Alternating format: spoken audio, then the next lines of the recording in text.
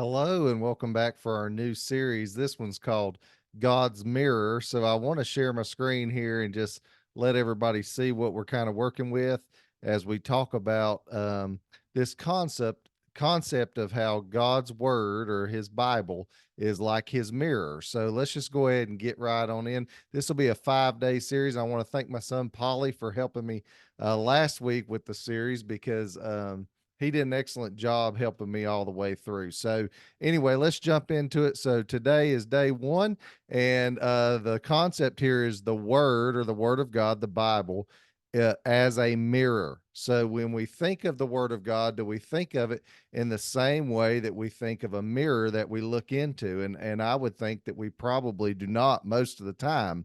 But James chapter 1, uh, uh, I guess, exhorts us or encourages us in this way. It says, but be doers of the word, not hearers only, deceiving yourself. For if anyone is a hearer of the word and not a doer, he's like a man observing his natural face in a mirror. For he observes himself, goes away, and immediately forgets what kind of man he was. But he who looks into the perfect law of liberty and continues in it, and is not a forgetful hearer, but a doer of the work, not just hears the word, but does the work associated with the word, this one will be blessed in what he does. So what's the command here? To be doers of the word, not hearers only, because if you just hear and don't do, James says it's like you're just like a person that looks in the mirror, sees their reflection, and then as soon as they walk away, they forget what they look like. They forget their appearance.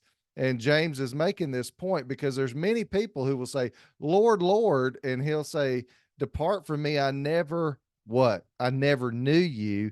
And Jesus says elsewhere, why do you call me Lord, Lord, but you don't do the things that I command you to do? So James here is reminding us that hearing and doing go along with our faith. And the word of God is like a mirror in the sense that when we hear the word, when we read the word, we ought to do the word. It's reflective of God's character. And if we're a Christian, it's a reflection of our own character as well.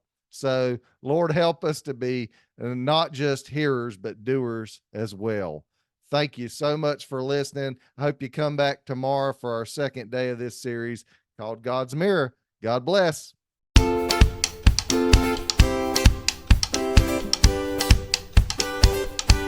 Subscribe for more.